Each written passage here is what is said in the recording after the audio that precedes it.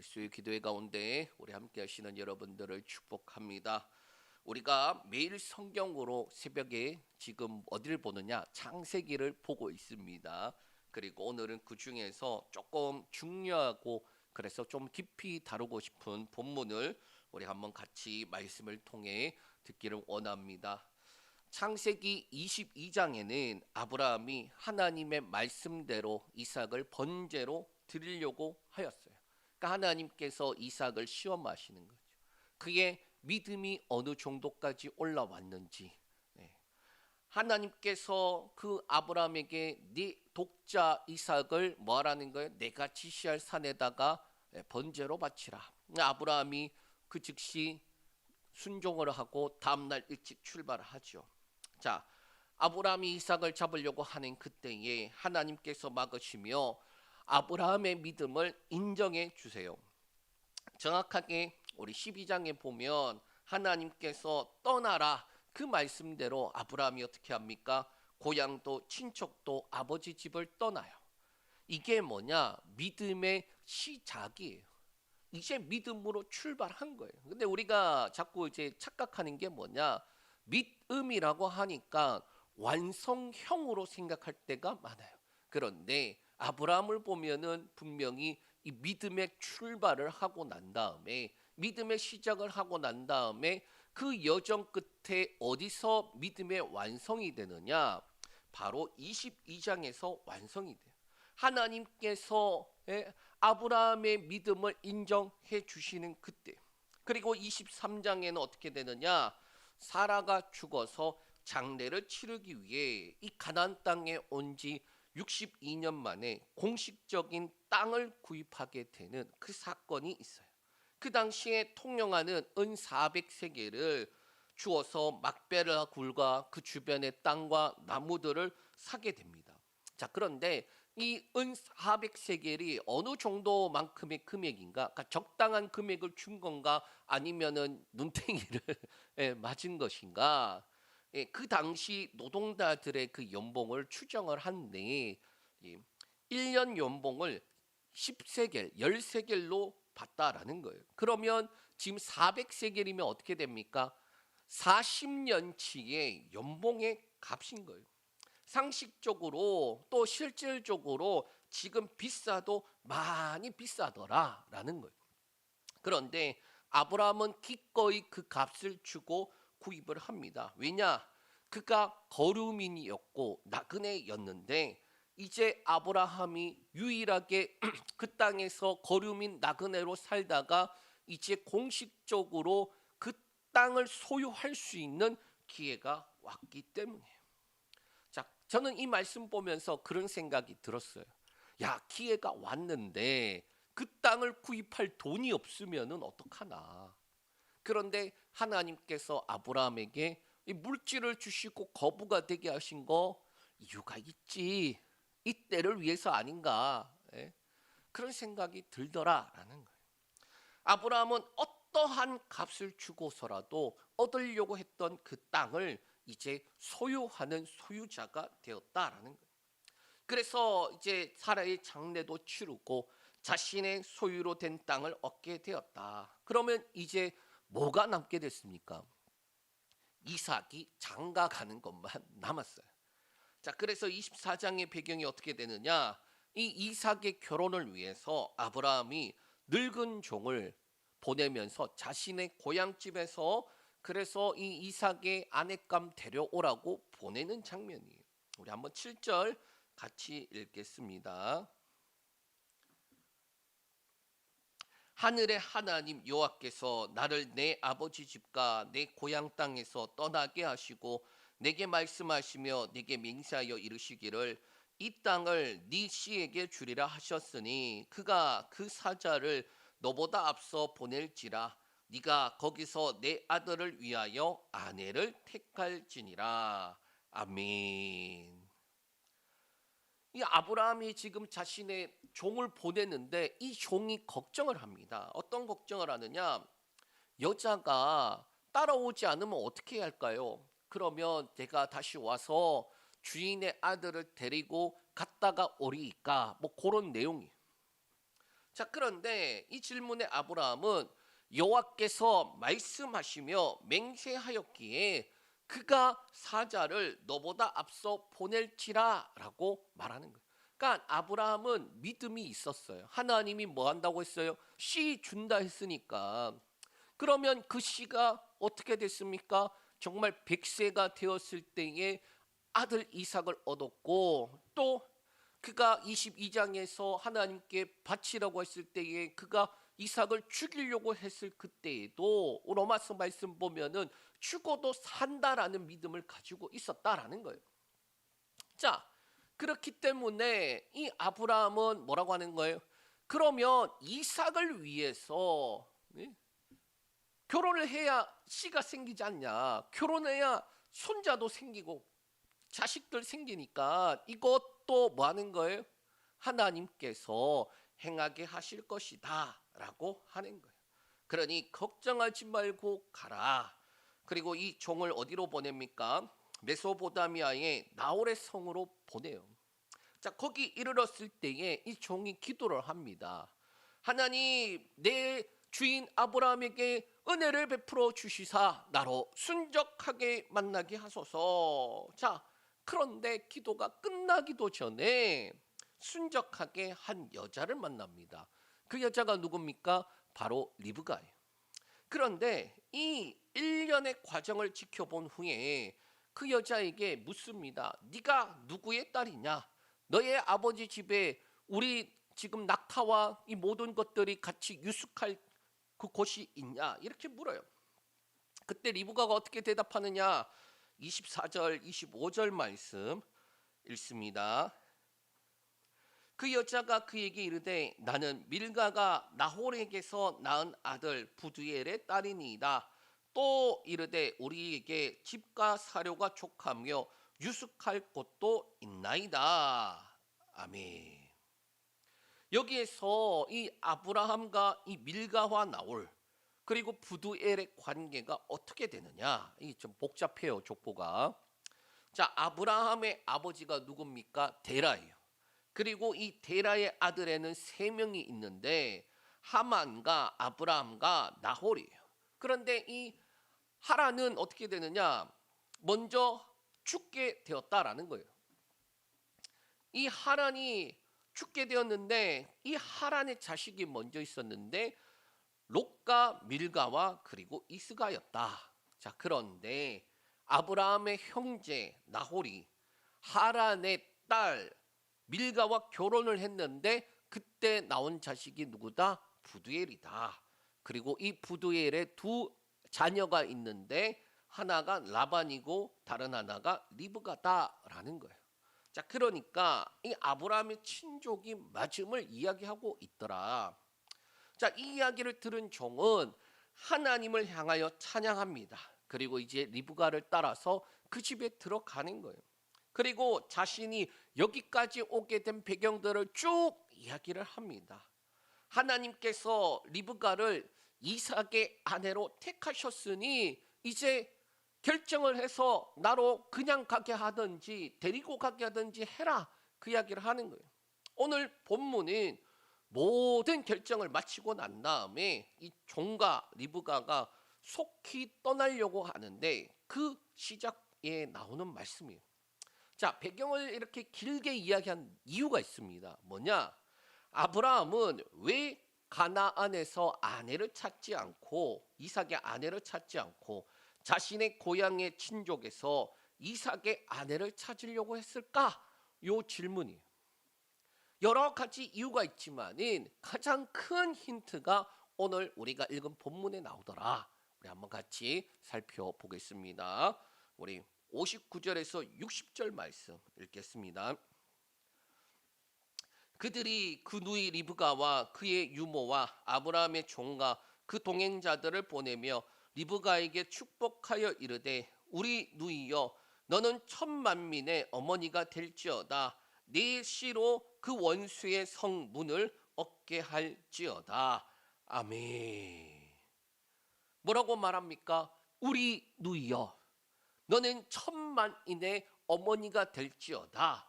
네 씨로 원수의 성문을 얻게 할지어다. 이렇게 축복을 하는 거예요. 자, 그런데 이 축복은요, 번성과 형통의 축복이지만은 동시에 또 어떠한가?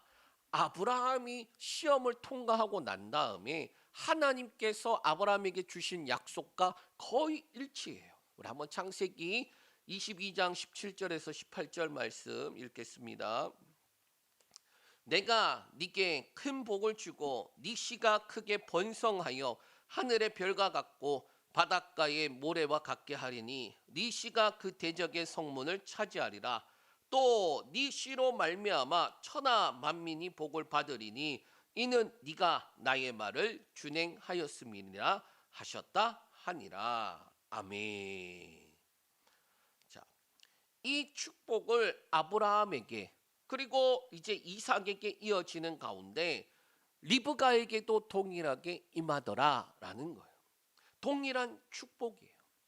분명히 아브라함에게 하나님이 축복하셨던 것과 또 아브라함이 이제 이삭의 아내를 얻기 위하여 그렇게 먼 길을 보내고 그리고 준비된 그 리브가를 데려올 때에 리브가의 가족들이 이 리브가를 향한 축복과 어떠합니까? 동일한 축복을 하고 있더라. 자, 특별히 이 축복은요, 아마도 아브라함도 그리고 그들의 가족들도 알고 있는 이유가 있다. 바로 아담과 하와의 자녀들에게 주신 이 여자의 후손과도 관련 있기 때문이에요. 비록 아브라함이 멀리 떠났고 떨어진 시간이 있지만 친족임을 우리가 알 수 있는 대목이 뭐냐? 바로 이 축복인 거예요. 그러니까 단순하게 혈연의 관계를 뛰어넘어서 서로 연결되게 하는 것이 뭐다? 바로 하나님께서 말씀하시고 약속하신 그것을 붙잡고 부모에서 자녀에게로, 자녀에게서 또 그 자녀에게로 많은 걸 축복하는 이 내용이다라는 거예요. 조금 더 구체적으로 살펴보면 아브라함이 가나안으로 가는 여정에 창세기 11장과 또 그것을 해설한 사도행전 7장의 내용이 있는데 우리 한번 살펴볼게요. 먼저 창세기 11장 31절에서 32절 말씀 읽겠습니다. 데라가 그 아들 아브람과 하란의 아들인 그의 손자 롯과 그의 며느리 아브라함의 아내 사레를 데리고 갈대아인의 우르를 떠나 가나안 땅으로 가고자 하더니 하란이 이르러 거기 고려하였으며 데라는 나이가 205세가 되어 하란에서 죽었더라. 자, 이 11장 27절부터 뭐가 나오느냐? 데라의 족보가 나와요.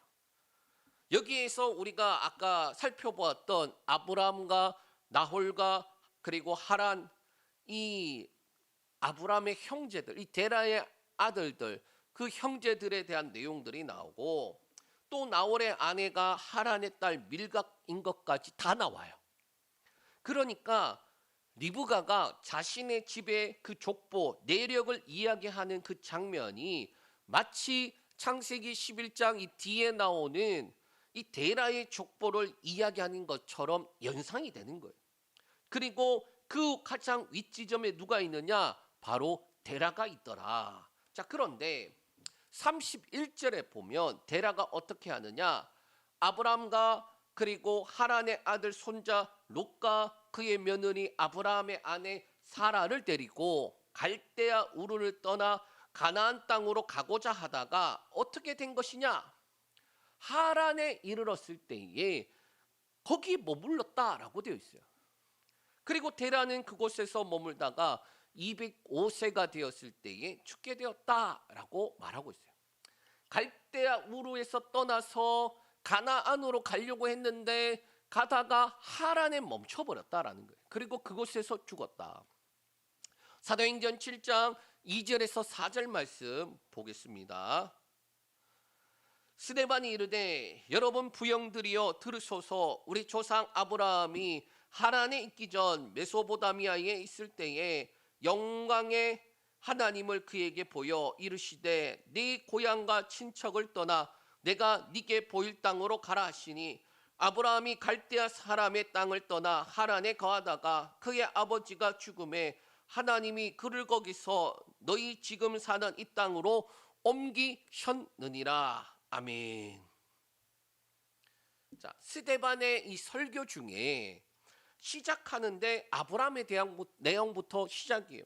여기에 보면 아브라함이 하란에 있기 전에 메소포타미아에 있었을 때에 이미 영광의 하나님이 그에게 보이셨다라고 되어 있어요.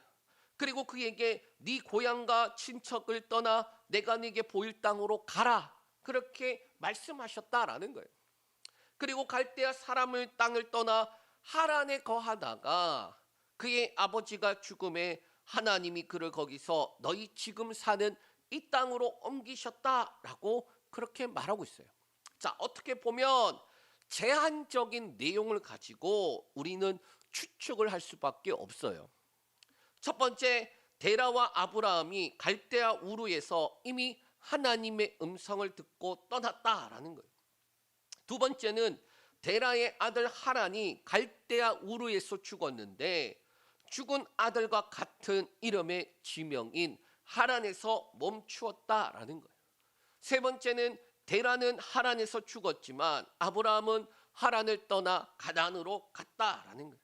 그리고 네 번째는 데라의 자손 중 아브라함과 롯을 빼고 데라와 함께 머물렀다라는 거예요. 그리고 마지막 다섯 번째는 데라의 자손이 이삭의 결혼을 통해 하나가 되었다라는 거예요. 자, 그것을 증명하는 것이 뭘까요? 리브가를 보내면서 하는 그 축복.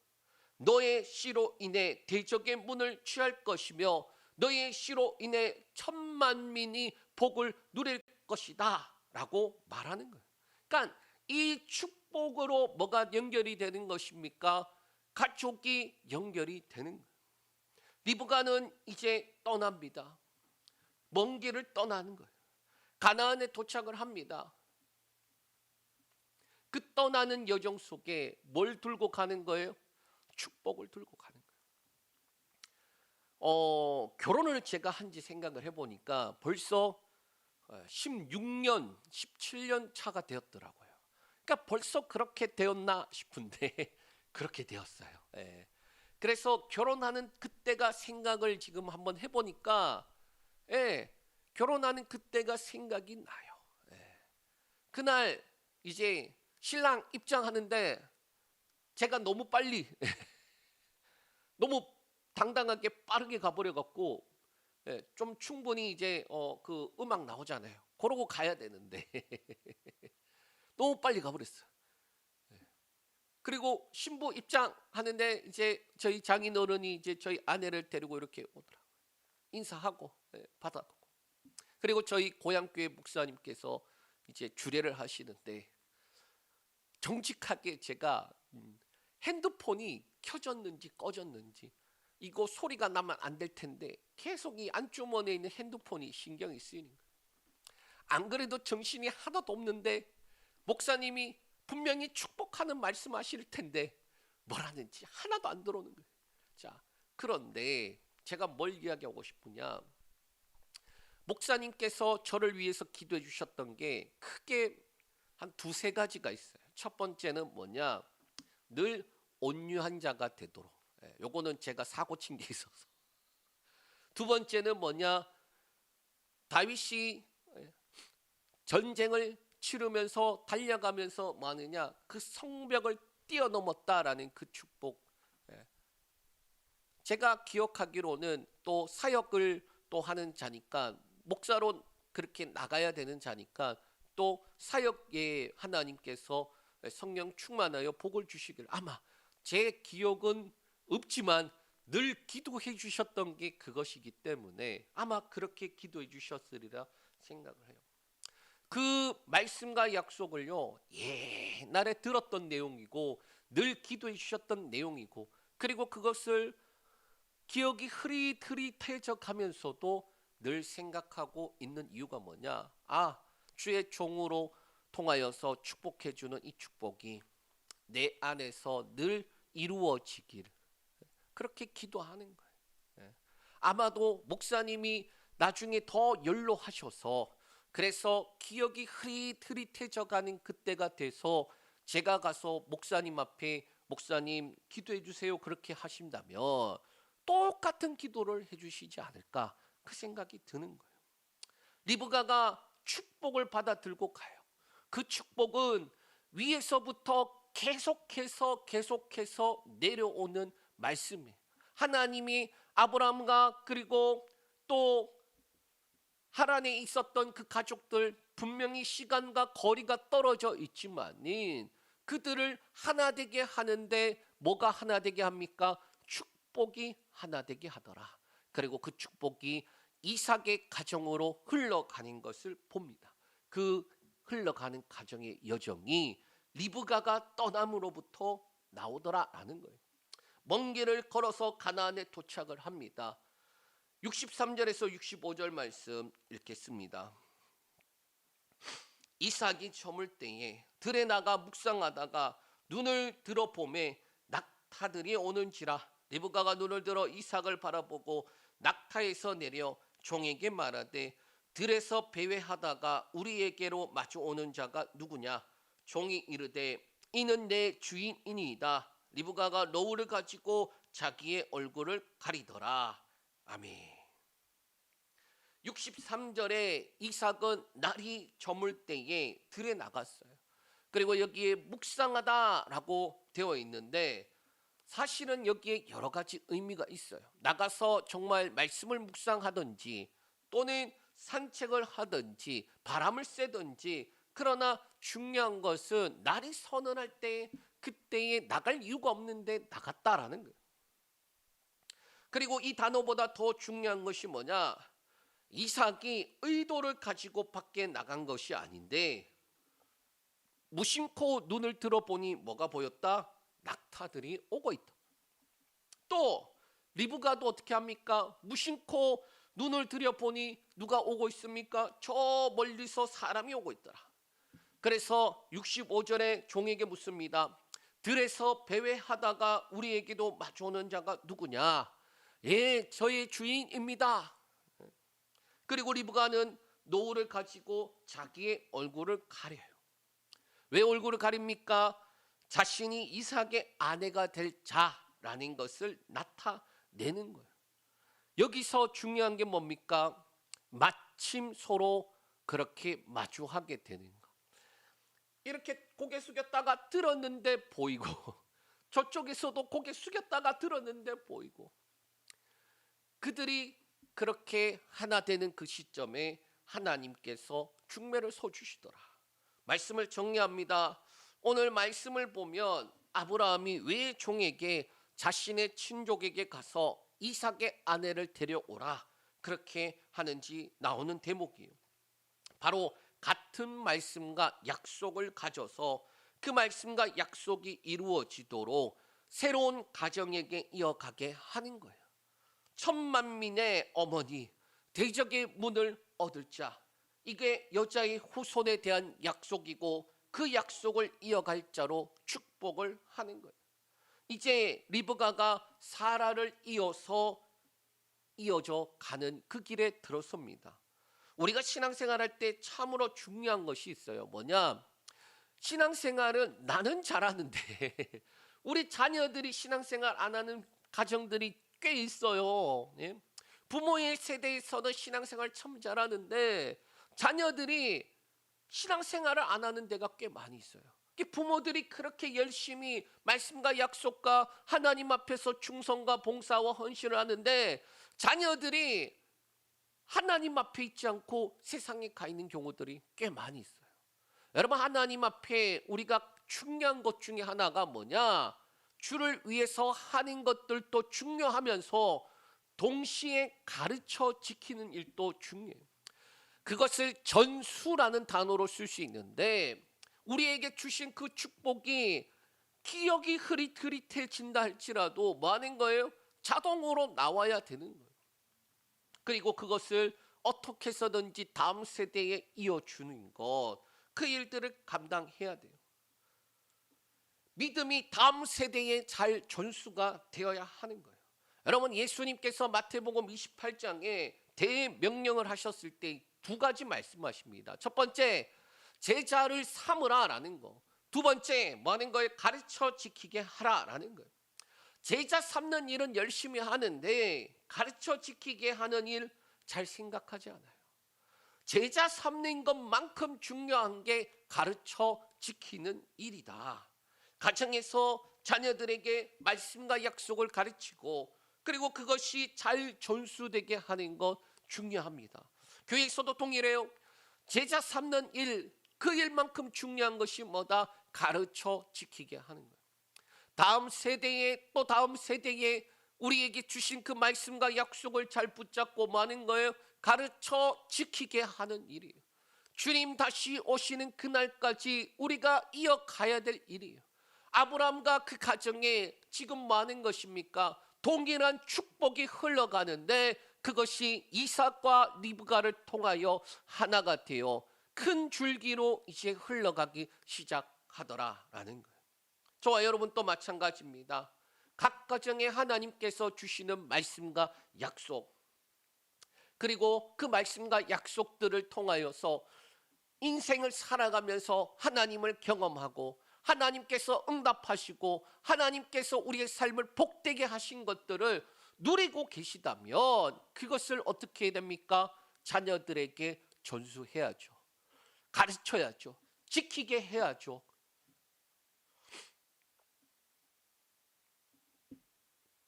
교회에서 가장 중요한 것은 제자 삼는 것과 그리고 가르쳐 지키게 하는 거예요. 주님 다시 오시는 그날까지 저와 여러분에게 있기를 축복합니다.